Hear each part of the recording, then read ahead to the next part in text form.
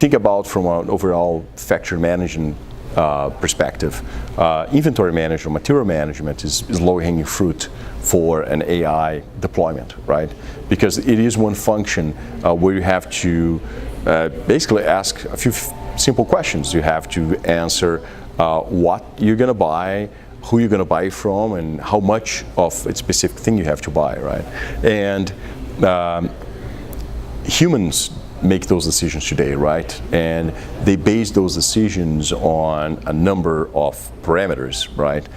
Some of them are even might be unconscious, right? Or a feeling about a supplier that's not doing very well, and perhaps you're going to shift from one supplier to the next.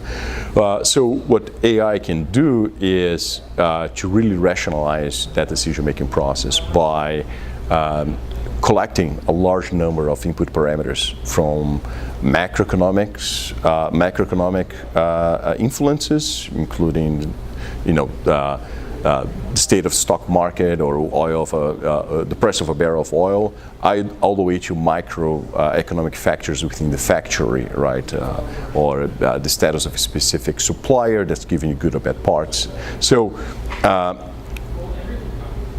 think one of the issues we have with AI today is that it's being considered a solution for every single problem. It's not.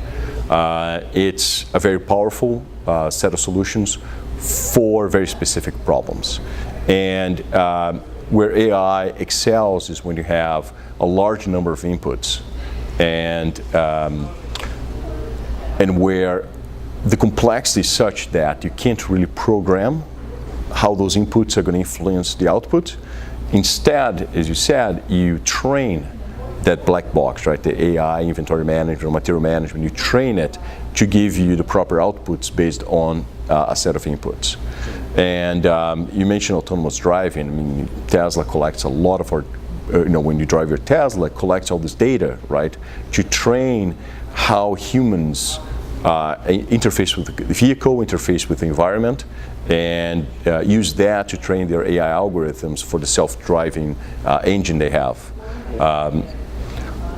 One of the challenges with AI is to understand when you're using proper data to train your AI engine. Because if you're training with bad behavior, we're going to end up with an AI engine that has bad behavior. So you have to be careful what kind of data, what kind of clear data you use in that, making the determination. But looking forward 5, 10, 15 years in our industry, I can see that the automation is going to take us a different level. I think we've been focused on mechanical automation, if you will, right? We've been very focused on building things faster and more accurate, and that's absolutely proper, right? That's what we have to do. Now we have machines that make things really fast and very accurate, and we're realizing that now these machines have to connect with the rest of the line, right? They've been operating in isolation, like little islands, for quite too long.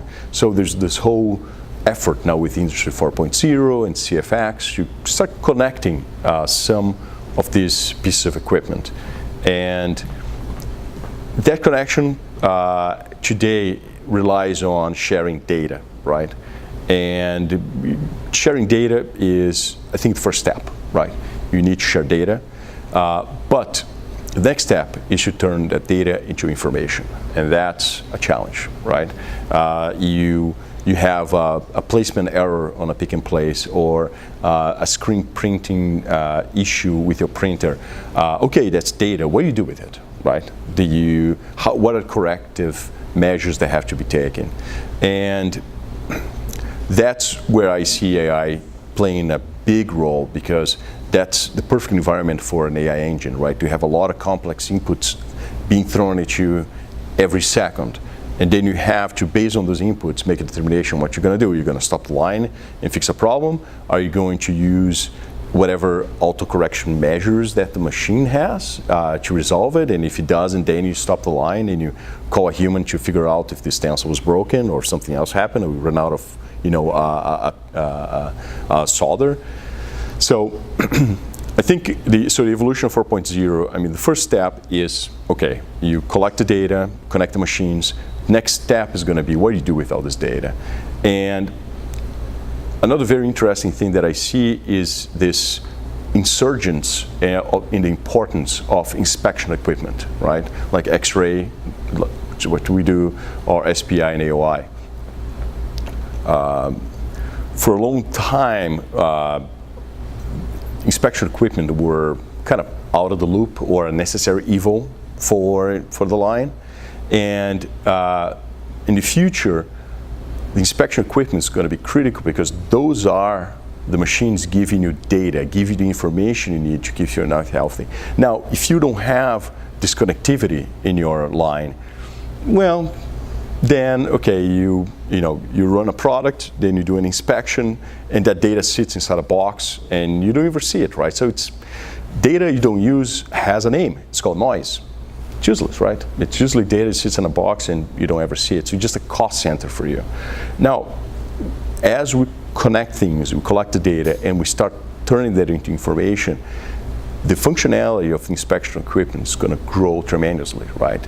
And I can see that the lines are going to become inspection-centric going forward, right? There is going to be a huge emphasis on collecting this data because you can quickly turn to information and use it to quickly improve your process and keep it under control to produce good products.